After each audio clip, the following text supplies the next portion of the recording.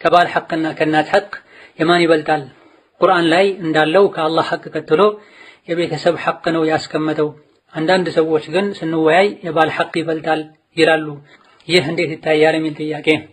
የአባትና እናት ሐቃቸው እጅግ በጣም ከፍ ያለ ነው። የባልና የወላጆች ሐቅ እስካልተጋጨ ድረስም የሚከብደውና የሚበልጠው የወላጆች ሐቅ ነው። ነገር ግን የባልና የወላጆች ሐቅ ከተጋጨ ማስማማት ሁለቱም በአንድ ላይ መፈጸም ካልተቻለና ካልተጣጣሙ ይሄን የሚቀደመው የባል ሐቅ ነው።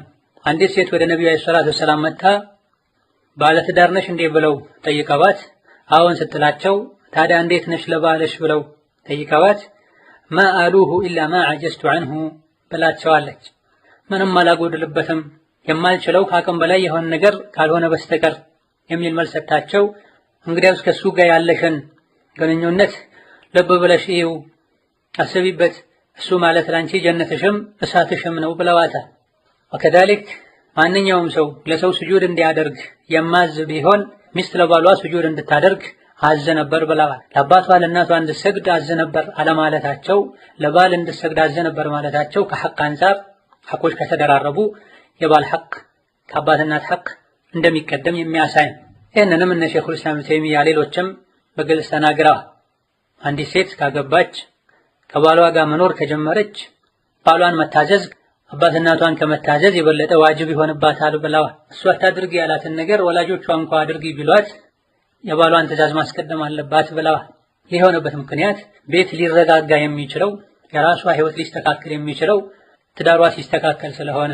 ሆኖም የአባትና እናት ሐቅ ከአላህ ሐቅ ቀጥሎ ትልቁ ሐቅ ነው። ይሄ በጥቅሉ ሊታመኑበት የሚገባ ጉዳይ ነው።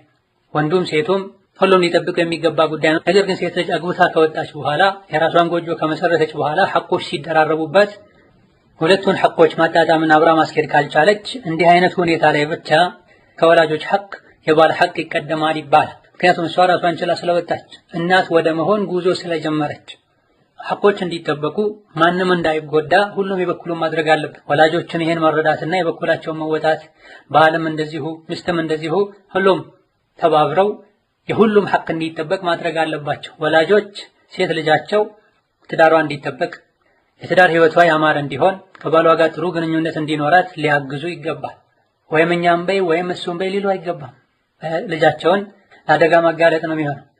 ሴትም እንደዚሁ ማድረግ እየቻለች የወላጆችንም የባልንም ሐቅ አጣጥማ መኖር እየቻለች ቸላ በማለት በግድ የለሽነት ወይም የአባትን ወይም የወላጆችን ወይም የባልን ሐቅ ልታጎድል አይገባም። ባልም እንደዚሁ ሚስቱን ወይም እኔም በይ ወይም እንደሱም በይ ሊል በጭራሽ አይገባም። ዲን የሚያውቅ አቅል ያለው አስተዋይ የሆነ የእናትን ደረጃ የሚያውቅ ባል ሚስቱ ከወላጆቿ ጋር ያላት ግንኙነት ጥሩ እንዲሆን ያግዛል፣ ይገፋፋል። የዲን ግንዛቤ የሌለው አልያ ደግሞ የአቅል ብስለት የሚያንሰው ባል ከሆነ ነው ሚስት ወላጆቿን እንዳትንከባከብ በምትችለው እንዳትረዳ እንቅፋት ሊሆን የሚችለው። هذا والله تعالى أعلم። ዛሬ በዚህ እናበቃለን። ሰላም አለይኩም ወራህመቱላሂ ወበረካቱሁ።